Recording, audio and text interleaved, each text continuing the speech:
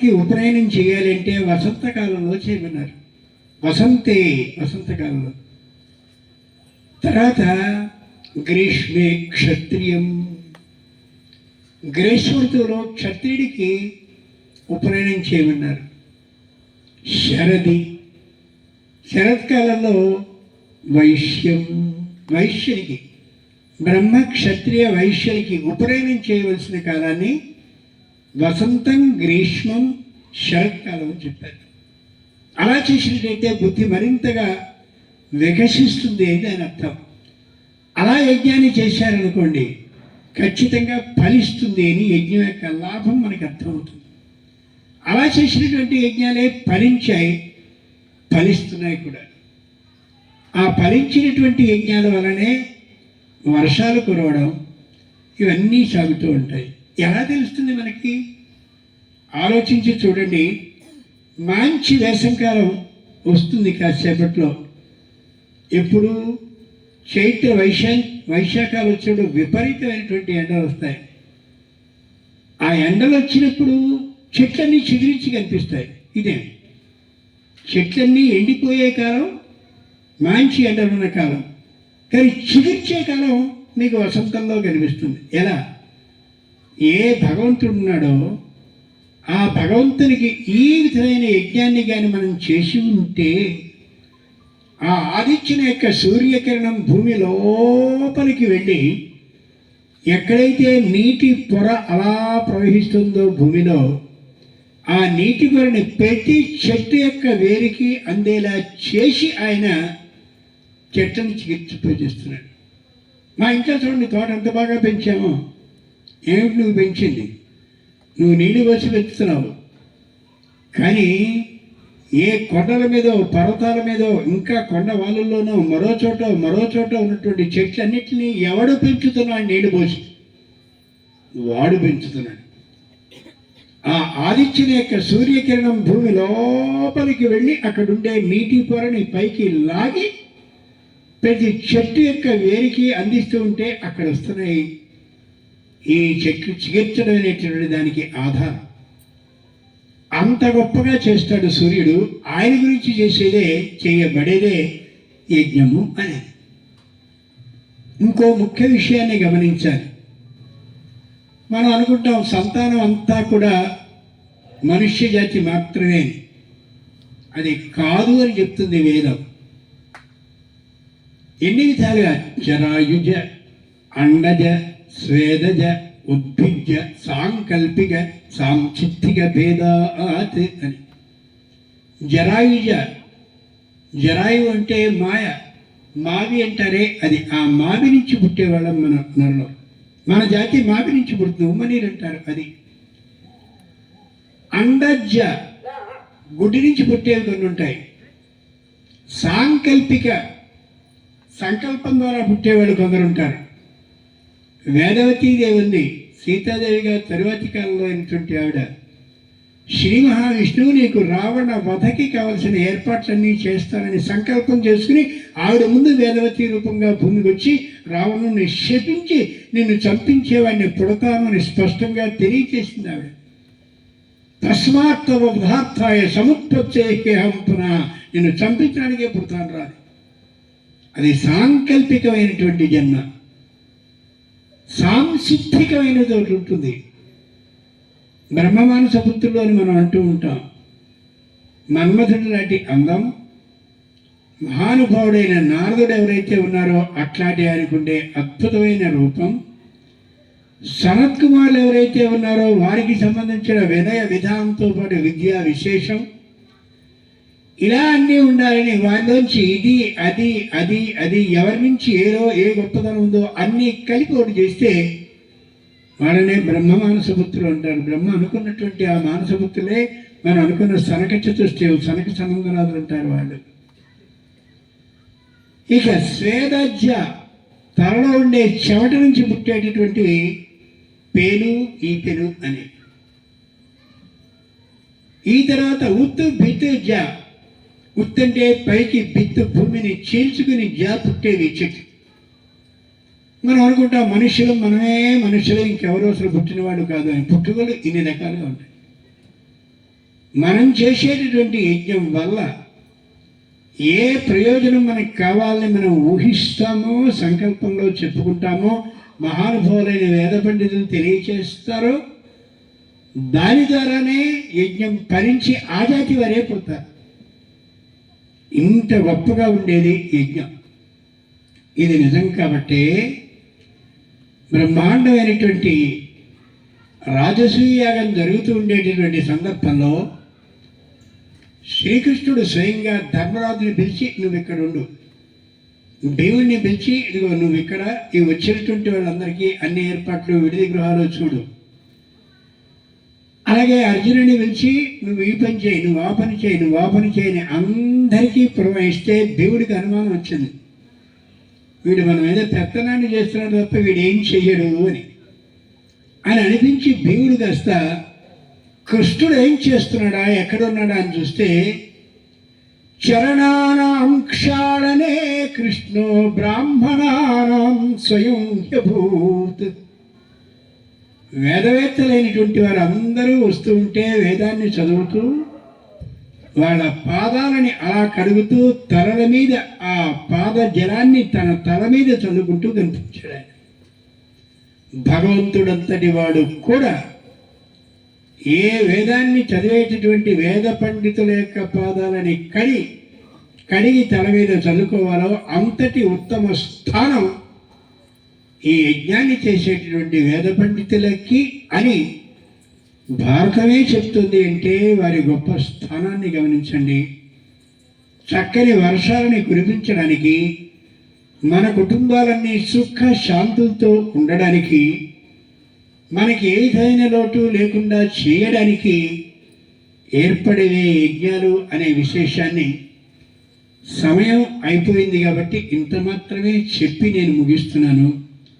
యజ్ఞం, యాగం, ఇష్టి, సవనం, అర్థరం ఇవన్నీ ఒకే మాటలు కాదని, వేటి అర్థాలు వాటికి ఉంటాయి అని ఆ విశేషాన్ని తెలియజెప్తూ, అల్పజ్ఞుడైనటువంటి నాకు కూడా పరమేశ్వరానుగ్రహం కారణంగా ఇక్కడ 4 మాటల్ని చెప్పుకోగలిగిన అవకాశం లభించిందనే విషయాన్ని దృఢపరుస్తూ హృదయపూర్వకమైన సాష్టాంగాన్ని పరమేశ్వరునికి సమర్పిస్తూ, అవధాని గారికి, అలాగే ఈ స్థలాన్ని ఇక్కడిచ్చి వారికి సహకరిస్తున్నటువంటి సత్యవాణి గారికి ప్రత్యేకమైన ధన్యవాదాలను తెలియజేస్తూ స్వస్తి.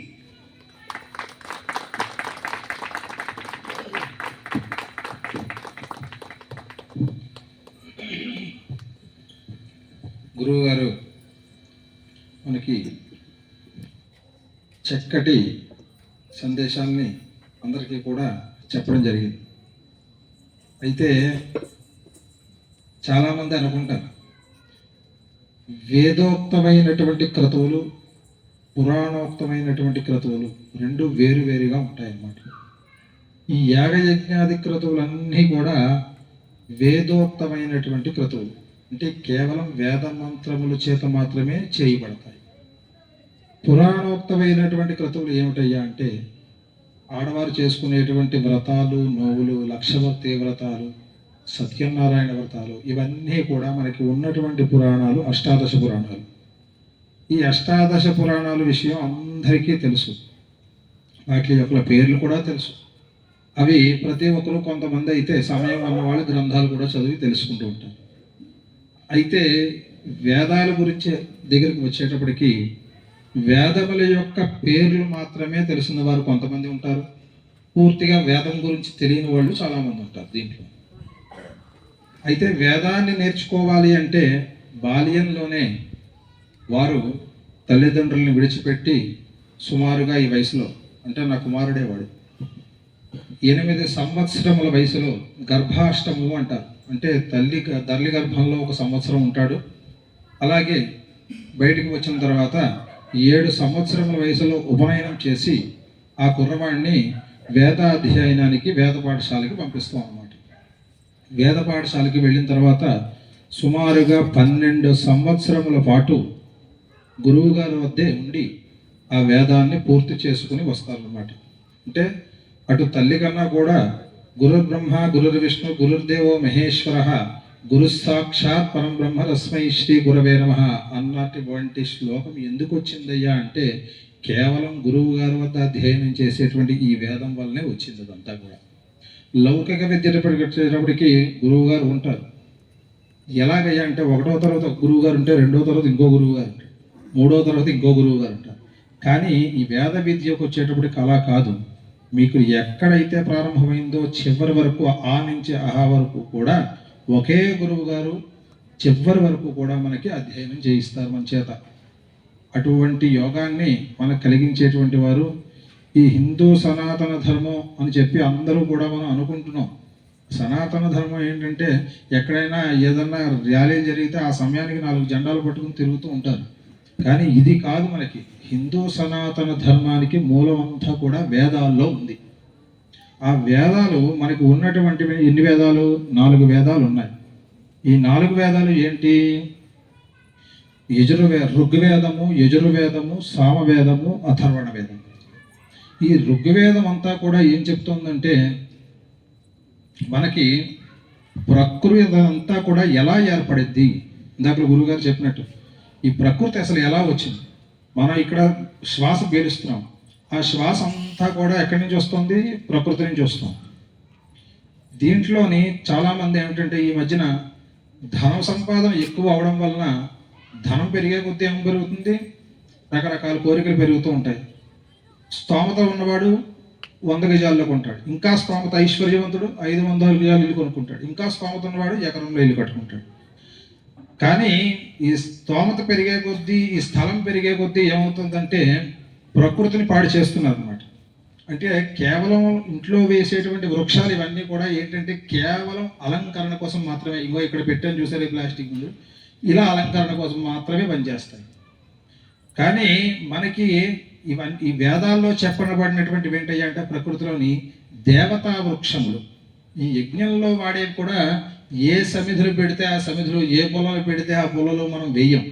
అంటే చలిమంట కాచుకున్నట్టుగా వేసేసి ప్రస్తుతం ఉన్నటువంటి పరిస్థితుల రీత్యా ఏం చేస్తున్నారంటే వాటర్ బాటిల్స్, ప్లాస్టిక్ బాటిల్స్, రబ్బర్లు ఇవన్నీ కూడా ఆ యొక్క మంటలో వేసేసి ప్రకృతిని అంతా కూడా తగలెట్టేసాం అంతా మనం. అది ఏ రకంగా శుద్ధి అవుతుందయ్యా అంటే కేవలం దేవానాం ఆజ్యమాహారం అని చెప్పబడుతుంది. దేవతలకి కూడాట ఆజ్యమే ఆహారంట. ఆ ఆజ్యాన్నే స్వీకరిస్తారు. మనం ఏది పెడితే అది వేస్తే దేవతలు ఏది కూడా స్వీకరించరు. అటువంటి యజ్ఞంలో కేవలం దేవతా వృక్షాలకు సంబంధించినటువంటి సమిధులు మాత్రమే వేయాలి. ఆ వృక్షాలు ఏంటో కూడా మనందరికీ తెలుసున్నదే. మనకి రావి చెట్టు ఉంది. దాంట్లో విష్ణుమూర్తి స్వరూపం రావి చెట్టు. మనకి మారేడు చెట్టు, బిల్వదళం చెట్టు, అది ఏమిటి? ఈశ్వర స్వరూపం. జమ్మి చెట్టు అమ్మవారి యొక్క స్వరూపం.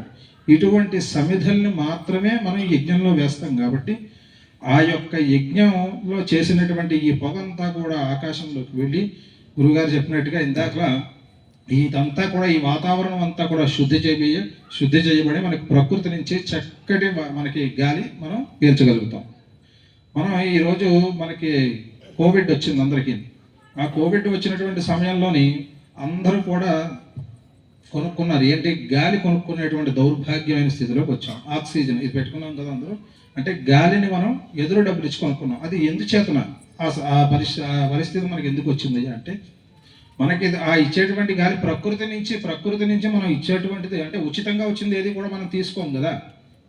ఉచితంగా వచ్చేది ఏది కూడా మనం తీసుకోవడం కదా, దాన్ని గుర్తించాం. ఇవన్నీ కూడా వేప చెట్టు, రావి చెట్టు, వీటి నుంచి ఎన్నో సంవత్సరాలు ఋషులు మనకి కృషి చేసి వారి యొక్క తపస్సు శక్తి అంతా కూడా ఆ యొక్క వృక్షాల్లో దారపోసారు. కాబట్టి అవి దేవతా వృక్షాలు అయ్యాయి మనకి. ఆ దేవతా వృక్షాలతోనే మనం ఈ యజ్ఞాన్ని కూడా ప్రారంభం చేస్తాం. ఇక్కడ మనకి మొట్టమొదటి రోజు అగ్నిమథనం అని చెప్పి చేస్తాం. అరణితో తీస్తాం. ఆ అగ్నిమథనం దీంట్లో లౌకిక అగ్ని అని ఉంటుంది. అంటే మనకి మనం హారతికర్పూరం ఏదో ఒకటి పెట్టి వెలిగించుకుంటాం. ఇంకొకటి ఏమిటయ్యా, కేవలం సూర్యనారాయణ స్వామి వారి నుంచి భూతద్దం పెట్టి తీసేవారు పూర్వం. ఆ భూతద్దం నుంచి వచ్చేటువంటి అగ్ని సూర్యాగ్ని. ఇంకొకటి ఏమిటంటే ఆది మానవ సమయంలో రాయితో తీసేటువంటి వారు. అటువంటిది ఒక అగ్ని ఉందన్నమాట. ఇలాగా మనకి పంచ అగ్నిలు ఉన్నాయి మనకి. అలాగే పంచ యజ్ఞాలు కూడా చెప్పబడ్డాయి. పంచవా ఏతే మహాయజ్ఞా సతత ప్రదాయంతే దేవయజ్ఞ పితృయజ్ఞో భూతయజ్ఞో మనుష్యయజ్ఞో బ్రహ్మయజ్ఞ ఇది అని చెప్పి మనకి వేదాల్లో ఉపనిషత్తులో చెప్పబడ్డాయి. ఈ పంచయజ్ఞాలు ప్రతి మనిషి కూడా మానవుడుగా జన్మించినటువంటి వాళ్ళందరూ కూడా ఆచరించవలసినటువంటి అన్నమాట. దేవయజ్ఞము అంటే మనకు దేవతలకి ఏ క్రతువులు చేసినా, ఇంట్లో పూజ చేసినా, ఆఖరికి ఇటువంటి యజ్ఞాల్లో పాల్గొన్న ఇవన్నీ కూడా కేవలం దేవయజ్ఞము అని చెప్పబడ్డాయి. పితృయజ్ఞము చాలామంది ఈ రోజుల్లోని తల్లిదండ్రులు సంపాదించినటువంటి ఆస్తులు మాత్రం చక్కగా పుష్కలంగా పంచుకుంటారు, వాటి గురించి గొడవలు పెట్టుకుంటారు, కోర్టులకు వెళ్తారు, తిరుగుతారు, మరలా ఒక 4-5 సంతానాలు ఎదరికి వెళ్ళిపోతాయి తప్ప ఈ తగాదాలు మాత్రం తెవరు. వారికి ఎటువంటి క్రతువు చేయరు, పైగా అన్నీ తీసుకుంటారు, కానీ వారు ఎవరైతే ఇచ్చారో వారికి మాత్రం ఏ క్రతువు కూడా చేయరు. దాన్నే పితృయజ్ఞము అంటారు. ఆ పితృయజ్ఞం చేయడం వల్ల వచ్చేది ఏంటయ్యా? దేవతాయజ్ఞం చేయడం వల్ల కేవలం పుణ్యం మాత్రమే వస్తుంది, అంతకుమించి ఏమీ రాదు దీంట్లో. పితృయజ్ఞం చేయడం వల్ల ఏమవుతుంది అంటే వంశాభివృద్ధి అవుతుంది అని చెప్పబడుతుంది మనకు వేదంలో. ఆ పితృయజ్ఞం ఈరోజు చేయడమే మానేశారు, అందరూ కూడా ఆబ్దీగాలు పెట్టడం మానేశారు. ఏమన్నా అంటే అక్కడ 1000 రూపాయలు కట్టామంటే అన్నదానం చేసామన్నా మా పేరు మీద అంటారు. దానికి అంత శ్రమ పడాల్సిన అవసరం లేదు. సంవత్సరంలో ఒక్కరోజు అదే జన్మదినం వచ్చిందంటే వాడు వెంటనే ఈవేళ ఏ రెస్టారెంట్కి వెళ్ళాలి, ఎంత తగలబెట్టాలి, ఎంతమంది ఫ్రెండ్స్ని కేకేయాలి, ఈ రకంగా ఆలోచించే వ్యక్తులు ఈ మధ్య సమయంలో ఎక్కువ ఉన్నారు. కానీ పితృయజ్ఞం చేయడం వల్ల ఎంతటి ఫలితం ఉంది? వంశాభివృద్ధి అవ్వట్లేదు, చాలా మందికి వివాహం అవుతుంది కానీ సంతానం ఉండట్లేదు. ఎందుచేతనయ్యా అంటే కేవలం ఇటువంటివి మనం చెయ్యకపోవడం వల్లనే వంశాభివృద్ధి అవ్వట్లేదు. తర్వాత భూతయజ్ఞం అయ్యా ఏంటయ్యా అంటే మనం పొలాల్లో ఇవన్నీ చక్కగా ఈ కూరలని చెప్పి వరిధాన్యం ఇవన్నీ మనం కోసుకుని తెచ్చుకుంటున్నాం. అంటే మనం ఒక్కళ్ళమే కాదండి జీవులు, పరమేశ్వరుడి దృష్టిలోని మనకి కొన్ని లక్షల కోట్ల జీవరాశులు ఉన్నాయి. లక్షల కోట్ల జీవరాశులన్నింటినీ కూడా మనం కాదండి. ఇప్పుడు చూడండి, నోటి దగ్గర తిండి లాక్కున్నావేంట్రా అని చెప్పి మనం మానవులు కాబట్టి నోరు తెరిచి అడగగలుగుతున్నాం. ఇవే పాపం పశుపక్షాదులు ఇవన్నీ అడగగలుగుతాయా? ఇవేమీ అడగలేవు. మనం పొలంలోకి వెళ్తాం, వరి పంట 6 నెలలు పోయిన తర్వాత ఆ పంట వచ్చిందంటే వెంటనే కోసేస్తాం, ట్రాక్టర్ వేసి తొక్కించేస్తాం. దాంట్లో ఎన్ని జీవరాశులు మరణిస్తే ఆ అన్నాన్ని మనం స్వీకరిస్తున్నామో ఒక్కసారి ఆలోచించండి. దీన్ని కర్మ అంటారనమాట. అది మనం తినేటువంటిదంతా కూడా ఆ కర్మ అంతా కూడా నివృత్తి అవ్వాలి అంటే కేవలం ఏం చెప్పింది అంటే భూతయజ్ఞము అని చెప్పింది. ఆ భూతయజ్ఞం ఏంటయ్యా అంటే మనం ఏ పదార్థం స్వీకరించినప్పటికీ కూడా ఆ పదార్థాన్ని ఖచ్చితంగా అక్కడ ఉన్నటువంటి పశుపక్షాదులకి వేసి మనం తినాలన్నమాట, స్వీకరించాలి. అప్పుడు ఏమవుతుందంటే మనం తీసుకున్నటువంటి దాంట్లో మన కడుపులో జఠరాగ్ని అనేటువంటి అగ్నిహోత్రం ఏర్పడి ఉంటుంది. ఇక్కడ అగ్నిహోత్రం ఎలాగైతే ఉందో మన కడుపులో గర్భంలో కూడా జఠరాగ్ని ఉంటుంది. ఆ జఠరాగ్నిలో వేసేటువంటి ఆహుతి అగ్నిహోత్రుడు స్వీకరిస్తాడు అనమాట. అది భూతయజ్ఞము అని చెప్తారు. మొత్తం పశుపక్షాదులు అన్నిటికీ కూడా ఇప్పుడు అందరూ కూడా ఈ మధ్యకాలంలో గ్రహస్థితి బాగాలేకపోతే కుక్కలకి వాటికి బిస్కెట్లు వేస్తున్నారు, ఏదో గోసేవ చేస్తున్నారు, కొంత గ్రాసం అది పెడుతున్నారు. గ్రహస్థితి బాగోలేకపోతే కాదు, మనం ముందుగా చేస్తేనే ఆ పరిస్థితి రాకుండా చూసేటువంటి వాడే భగవంతుడు. తర్వాత మనుష్య యజ్ఞం. మనం ఏ పని చేసినా కూడా త్రికరణ శుద్ధితో ఎవరైతే చేస్తారో అదే మనుష్య యజ్ఞం. ఈ పని నా వల్ల అవదేంటి అన్నాడంటే వాడు బద్ధకస్తుడి కిందే సమానం. ఇది నేను చేస్తానండి అంటే అదే మనుష్య యజ్ఞం. తర్వాత బ్రహ్మయజ్ఞము అని చెప్పి మనకు మొత్తం ఈ పంచయజ్ఞాలు కూడా మనకి వేదంలో చెప్పబడ్డాయి. మనిషి జననాత్తు మరణం వరకు కూడా షోడశ కర్మలు అంటారు. అంటే 16 రకమైనటువంటి కర్మలు ఉంటాయట. ఆ కర్మలు ఏంటి? అన్నప్రాశం చేస్తున్నారు, అది కూడా ఒక కర్మ. చెవులో అంటారు, అంటే చెవులు పుట్టించడం, అది కూడా ఒక కర్మ. జాతకర్మ, నామకర్మ అంటారు. తల్లి గర్భంలో ఉన్నప్పుడు శ్రీమంతం చేస్తాం, అది కూడా ఒక కర్మ. ఇటువంటివి ఇలా షోడశ కర్మలు ఉంటాయి. ఈ కర్మలన్నీ కూడా ప్రతి మానవుడికి కూడా జరిగేటువంటివి. ఇవన్నీ కూడా దేంట్లో చెప్పబడ్డాయి అంటే కేవలం యజుర్వేదంలో చెప్పబడ్డాయి. అంటే మాకు ఇలా గృహప్రవేశం చేయిస్తారండి, లేదా ఇలా వివాహం చేసుకుంటున్నామండి అంటారు. ఈ క్రతువులన్నీ కూడా ఈ షోడశ కర్మలు యజుర్వేదంలోంచి వచ్చినటువంటి మంత్రములతో చేస్తాం అన్నమాట. వీటిలన్నిటికీ కూడా తర్వాత సామవేదం. ఈ సామవేదం స్వరానికి సంగీతం చెప్తారు. వీటిలన్నిటికీ కూడా మెయిన్ మూలాధారం ఏంటంటే మనకి యజుర్వేదం క్షత్రియస్యాహృయోనిం సామవేదో బ్రాహ్మణానాం ప్రసూతి అని చెప్పి మనకు వేదం చెప్తుంది. క్షత్రియుడి యుద్ధానికి వెళ్ళాలంటేట ఈ యజుర్వేదంలో ఉన్నటువంటి మంత్రములన్నీ కూడా పఠిస్తూ వెళ్తాడట. బ్రాహ్మణుడు ఏదైనా క్రతువు చేయాలంటే ఖచ్చితంగా దాంట్లో సామవేదాన్ని పఠించి తీరాలని చెప్తోంది వేదం. అలాగే అథర్వణ వేదం దగ్గరికి వచ్చేటప్పటికి ఈ తాంత్రికమైనటువంటి విద్యలు ఏవైతే ఉంటాయో అవన్నీ కూడా అథర్వణ వేదంలో కూడుకుని ఉంటాయి దీంట్లో. ఇలాగా 4 వేదాలు కూడా మనకి చెప్పబడ్డాయి. ఈ 4 అలాగే మనకి 4 యుగాలు: కృతయుగం, త్రేతాయుగం, ద్వాపర యుగం, కలియుగం. ఈ కృతయుగం అంతా కూడా దేవతాయుగంలోనే కలిసిందంతా కూడా. త్రేతాయుగం దగ్గరకు వచ్చేటప్పటికి రామచంద్రుల వారు అవతరించారు. మానవ రూపంలో ఆయన అవతరించడం జరిగింది. అంటే ధర్మం ఎలా ఉంటుంది తెలియజేయడం కోసం రామావతారం ఎత్తారట. ఇక కృష్ణుడి దగ్గరికి వచ్చేటప్పటికి అందరూ కూడా కృష్ణుడు దొంగ అంటారు. ఆయన కాదు, మాయగాడు అంటారు. అది కాదు. అది ఏమిటయ్యా అంటే ఈ రకంగా ఉంటుంది ద్వాపర యుగంలో, మనుషులు ఈ రకంగా ఉంటారు, 2 విధాలుగా ఉంటారు అని తెలియజేయడం కోసమే ద్వాపర యుగం. ఇంకా కలియుగం దగ్గరకు వచ్చేటప్పటికి మానవుడికి ఉచ్చం నీచం ఉండదు, కారణాలు ఉండవు, ఏమీ ఉండవు. అటు ఆస్తి కోసమైనా చంపేసుకుంటారు, ఏమైనా చిన్న మాట తేడా వస్తే వెంటనే కొట్టేసుకుంటారు బుర్రల మీద. ఇటువంటివన్నీ జరుగుతాయి. ఇవన్నీ కూడా అరికట్టాలంటే ఏమిటయ్యా వీటికి ప్రధానమైన కారణం అంటే కేవలం దేవతల యొక్క సంరక్షణలో మనం వెళ్ళాలి. భగవంతుడి యొక్క మార్గంలో కనుక మనం వెళ్ళినట్లయితే ఇటువంటి హింసలన్నీ తగ్గుతాయి. మన అదృష్టమో మన పూర్వజన్మ సుకృతం ఏంటో తెలియదు, కానీ మనందరం భారతదేశంలో జన్మించాం. మిగతా ఏ దేశాల్లో కూడా ఇంతటి ప్రశాంతమైనటువంటిది ఎక్కడా లేదు వాతావరణం. ఇంకొకటి ఏమిటంటే మనం ఒక గృహ నిర్మాణం చేసుకున్నప్పుడు మనం ఇది నైరుతి బెడ్రూము, ఇది ఆగ్నేయం బెడ్రూము, ఇది వాయువ్యం బెడ్రూమ్ అని ఎలాగైతే నిర్మాణం చేసుకుంటామో యావత్ ప్రపంచానికి మొత్తం మన భారతదేశం ఒక దేవుడు గుడి లాంటిది అనమాట. మనందరికీ కూడా ఒక దేవుడు మందిరం మన ఇంట్లో ఎలాగైతే నిర్మాణం చేసుకుంటామో ప్రపంచం మొత్తానికి ఒక దేవుడి మందిరం మన భారతదేశం. అంతటి గొప్ప ప్రదేశాల్లో మనం 12 జ్యోతిర్లింగాలు, 18 శక్తిపీఠాలు, మనకి అలాగే పంచారామ క్షేత్రాలు, ఇవన్నీ కూడా మనకి ఈరోజు మనకి లభించాయి. వాటిని సైంటిస్టులు కూడా వాటిలందరినీ రీసెర్చ్ చేసి వాళ్ళు కూడా ఇక్కడే ఉండిపోయారు. రీసెర్చ్ చేసి ఇంకెక్కడికి మళ్ళీ తిరిగి వాళ్ళ దేశానికి వెళ్ళలేకపోయారు. ఎప్పటికీ కూడా మీకు వారణాసిలోని, అయోధ్యలోని వీటన్నిటి చోట్ల ఫారినర్స్ అలా తిరుగుతూనే ఉంటారు ఎక్కడికక్కడ. వాళ్ళందరూ కూడా రీసెర్చ్ చేసి మన దాంట్లో ఉన్న మన దేవతల్లో ఉన్నటువంటి వైబ్రేషన్ అంతా తెలుసుకున్నారు. వాళ్ళు తెలుసుకుని దాని యొక్క గొప్పతనం, దాని యొక్క విశిష్టత అంతా తెలుసుకుని వారు ఇక్కడే సెటిల్ అయిపోయారు అనమాట. కోట్లకు అధిపతులు వాళ్ళు. ఒకసారి కాశీ వెళ్ళినప్పుడు ఒక ఆయన గుళ్ళో కూర్చొని తీర్థం ఇస్తున్నాడు, తిలభాండేశ్వర గుళ్ళో. అయ్యా ఏమిటండి మీరు ఏంటి ఇక్కడ పురోహితులా అని అడిగాము. కాదండి, నేను శ్రీచక్ర గ్రూప్ ఆఫ్ కంపెనీ ఎండీనండి అన్నాడు ఆయన. ఆయన కొన్ని వేల కోట్ల ఆస్తి అంతా కూడా ట్రస్ట్లకి వాటికి దానం చేసేసి వెళ్ళి అక్కడ వారణాసిలో కూర్చున్నాడు స్వామివారి సన్నిధానంలో. అంటే మనం వచ్చేటప్పుడు ఏమీ తీసుకెళ్ళము, వెళ్ళేటప్పుడు ఏమీ తీసుకెళ్ళము కదండి అన్నాడు. అదంతా కూడా అందరికీ తెలిసినదే. కానీ మన మనసులో ఎక్కడో తెలియనటువంటిది ఉంటుంది. మనం సంపాదించినటువంటిది, అది మీరైనా నేనైనా ఎవరైనా సరే, 10 రూపాయలు సంపాదిస్తే 2 రూపాయలు ఖచ్చితంగా దాన ధర్మాలకి ఖర్చు చేయాలి.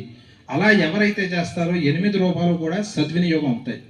అలా ఎవరైతే చేయకుండా వచ్చిన 10 రూపాయలు తీసుకెళ్ళి వాడు ఏ షేర్లోనే ఎక్కడో పెట్టాడు అనుకోండి, 10కి 10 20 రూపాయలు అయ్యి వాడు అప్పులు అవుతాడు వాడు. అటువంటి దౌర్భాగ్యమైన స్థితి మనకు వస్తుంది. అటువంటివన్నీ రాకుండా ఉండాలి అంటే ఏం చేయాలి? ముందు మనం ఆచరిస్తేనే కదా పిల్లలకి చెప్పగలం. పెద్దవారు ఆచరిస్తేనే పిల్లలకి చెప్పగలం. అందరూ కూడా ఇంట్లో ఏమంటారంటే ఆడవాళ్ళని నువ్వు పూజ చేయి అని ఆడవాళ్ళని అంటారు. అంటే వివరం ఏం చెప్తున్నాను మీకు తెలియాలని ఉద్దేశంతో చెప్తున్నాను. ప్రతి ఒక్క ఇంట్లో కూడా మనం క్రతువు చేయాల్సింది ఏంటంటే ఆడవారు కేవలం మన పూజలకు సంబంధించినటువంటి సంభారాలని ఏర్పాటు చేయడం వరకు మాత్రమే. పూజ ఏ ఇంట్లో అయితే పూజ మగవారు చేస్తారో ఆ ఇంట్లో ప్రతి ఇంట్లో కూడా చక్కటి ఐశ్వర్యం లభిస్తుంది. వారి దంపతులు ఇద్దరి మధ్యలో కూడా చక్కటి అన్యోన్య దాంపత్యంతో సుఖంగా ఉంటారు. ఇది పూర్వం నుంచి వస్తున్నటువంటి, పూర్వం అంతా కూడా సూర్యోదయానికి ముందరే లేచేవారు. ఇప్పుడు అందరూ కూడా సూర్యోదయం అయిన తర్వాత 8 గంటలకో 10 గంటలకో 12 గంటలకో లేస్తున్నారు. పాపం సూర్యనారాయణ స్వామి వారికి ఆయనకి దంతాలు ఏవి ఉండవు. చిన్నపిల్లాడికి ఎలాగైతే ఈగురులు ఉంటాయో అలా ఉంటాయి.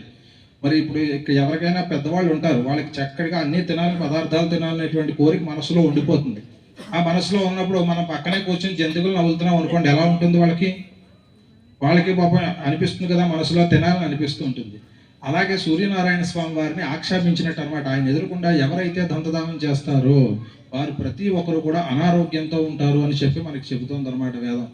అందుచేత ఎప్పుడు కూడా మనం ఒకవేళ లేటుగా లేచినప్పటికీ కూడా ఆయన ఎదురకుండా ఏ పని కూడా చేయకూడదుట.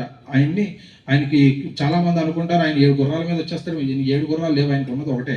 ఏకాశ్వమేకయోజనం ఏకచక్రమేకధురం అని చెప్పి మనకి అరుణ పాఠంలో చెప్పబడుతుంది వేదంలో.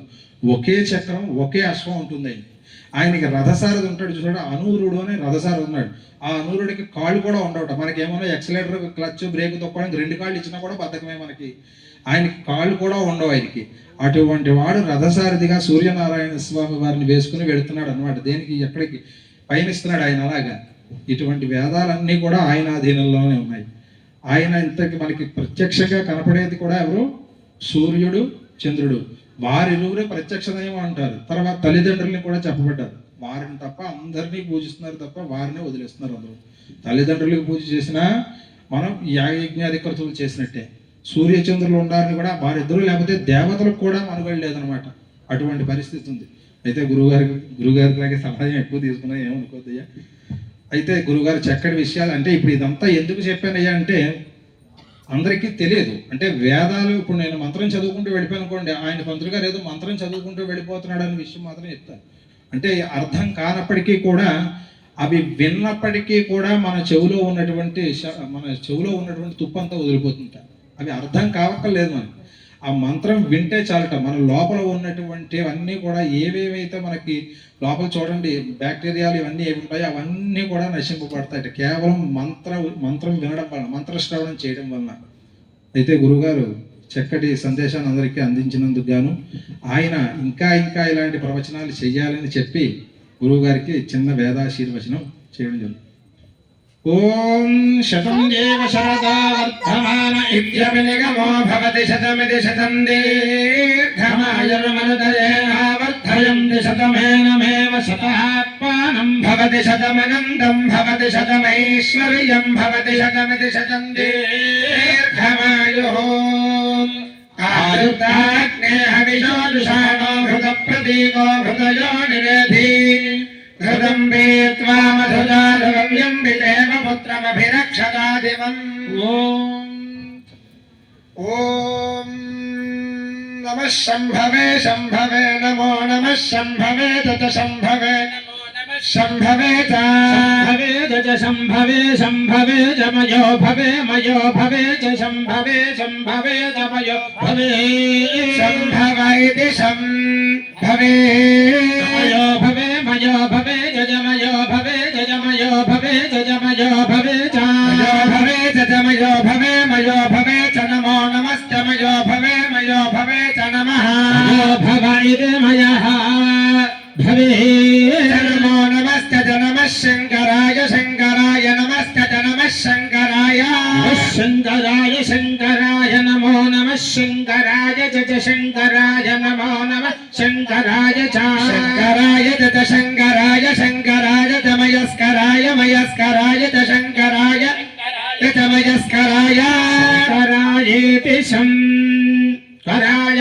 మయస్కరాయ మయస్కరాయ తత మయస్కరాయ తత మయస్కరాయ తత మయస్కరాయ మయస్కరాయ తత మయస్కరాయ మయస్కరాయ చ నమో నమశ్చ మయస్కరాయ మయస్కరాయ చ నమః మయస్కరాయేతి మయః కరాయ నమో నమశ్చ నమః శివాయ శివాయ నమశ్చ నమః శివాయ నమః శివాయ శివాయ నమో నమః శివాయ తత శివాయ నమో నమః శివాయ శివాయ చ శివాయ శివాయ చ శివతరాయ శివతరాయ చ శివాయ శివాయ చ శివతరాయ శివతరాయ శివతరాయ చ శివతరాయ చ శివతరాయ చ శివతరాయ చ శివతరాయ చ శివతరాయ శివతరాయ చ నమో నమశ్చ శివతరాయ రాయ చ నమః శివతరాయేతి శివతరాయ నమో నమశ్చ నమస్తీర్థ్యాయ తీర్థ్యాయ నమశ్చ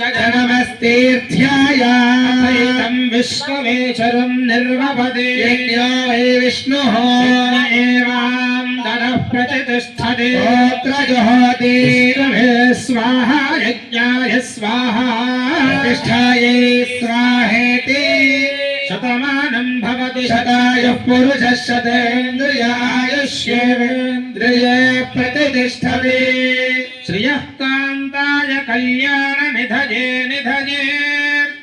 శ్రీవేంకటనివాసాయ శ్రీనివాసాయ మంగళం.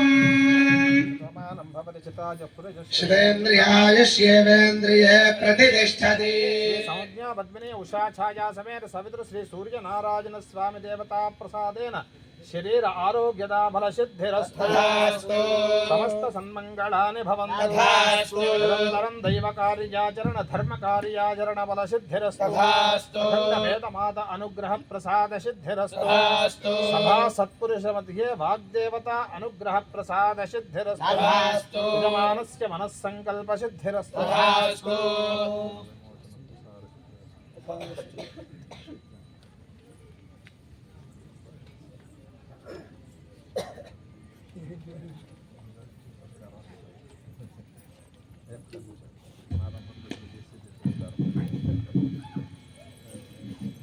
స్నానం చేసుకుని గురువు గారికి చిరు సత్కారం.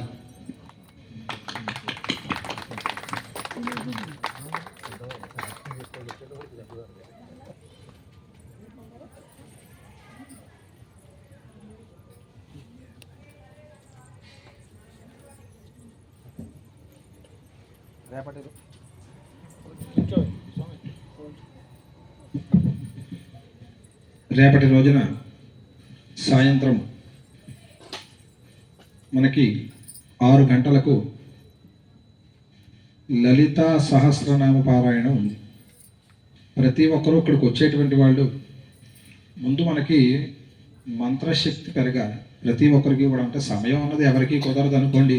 మనకి భగవంతుడు 48 గంటలు ఇచ్చినా రోజుకి చాలదు. కానీ మనకి ఇచ్చినటువంటి 24 గంటల్లో 24 నిమిషాలైనా సరే భగవంతుడి దగ్గర మనం గడపగలిగితే మన మనస్సు ప్రశాంతంగా ఉంటుంది. తర్వాత మన జీవన విధానంలో కూడా చాలా మార్పులు వస్తాయి అన్నమాట. మనకి అటువంటి శక్తి ఇచ్చేటువంటి వారు కేవలం ఎవరయ్యా అంటే అమ్మవారు, లలిత అమ్మవారు. రేపు శుక్రవారం కాబట్టి రేపు సాయంకాలం సామూహికంగా లలితా సహస్రనామ పారాయణ ఉంది. మనం ఈ సెల్ ఫోన్లలో చాలా రకాలైనటువంటి పోస్టులు పెడుతూ ఉంటాం, రకరకాల ఫోటోలు